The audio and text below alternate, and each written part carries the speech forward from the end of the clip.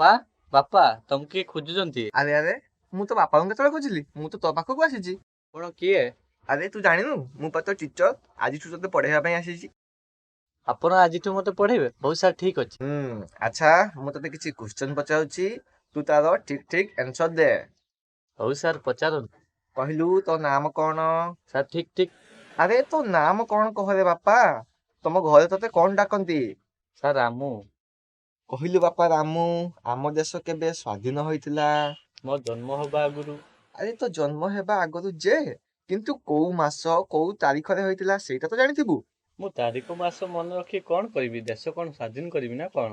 ହେ ଭଗବାନ, ଆରେ ଆମ ଦେଶ 1947 ମସିହା ଅଗଷ୍ଟ ମାସ 15 ତାରିଖରେ ସ୍ଵାଧୀନ ହୋଇଥିଲା, ବୁଝିଲୁ? ଆଜ୍ଞା ସାର୍। ହଉ ଆଚ୍ଛା କହିଲୁ, ପିଆଜ ଖାଇଲେ ଆମର କଣ ହୁଏ?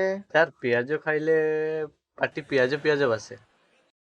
ଆରେ ଗଧ, ପିଆଜ ଖାଇଲେ ଶରୀରର ରକ୍ତ ବୃଦ୍ଧି ହୁଏ ଏବଂ ରକ୍ତ ପରିଷ୍କାର ହୁଏ। ଆଜ୍ଞା ସାର୍। ହଉ କହିଲୁ, ଅଧିକ ପାଣି ପିଇଲେ କଣ ହୁଏ? ସାର୍, ଅଧିକ ପାଣି ପିଇଲେ ଅଧିକ ମୁତ ମାଡେ। ହୋଇରେ ଗଧ, ପାଣି ପିଇଲେ କଣ କେବଳ ମୁତ ମାଡେ? ଆମ ରକ୍ତ ମଧ୍ୟ ପରିଷ୍କାର ହୁଏ। ଆଜ୍ଞା ସାର୍। ହଉ, ମୁଁ କିଛି ଖାଦ୍ୟର ନାମ କହୁଛି, ତାହା ଆମେ କୋଉଥିରୁ ପାଇଥାଉ ସେଇଟା ତୁ କହିବୁ, ହେଲା? ଆଜ୍ଞା ସାର୍। କହିଲୁ, କ୍ଷୀର। କ୍ଷୀର ବାଲା ପାଖରୁ।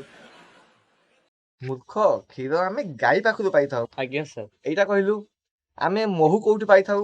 ସାର୍, ଆମ ଗାଁକୁ ମହୁ ବାଲା ମହୁ ବିକ୍ରି କରିବା ପାଇଁ ଆସେ, ଆମେ ସେଇଠୁ ମହୁ ପାଇଥାଉ।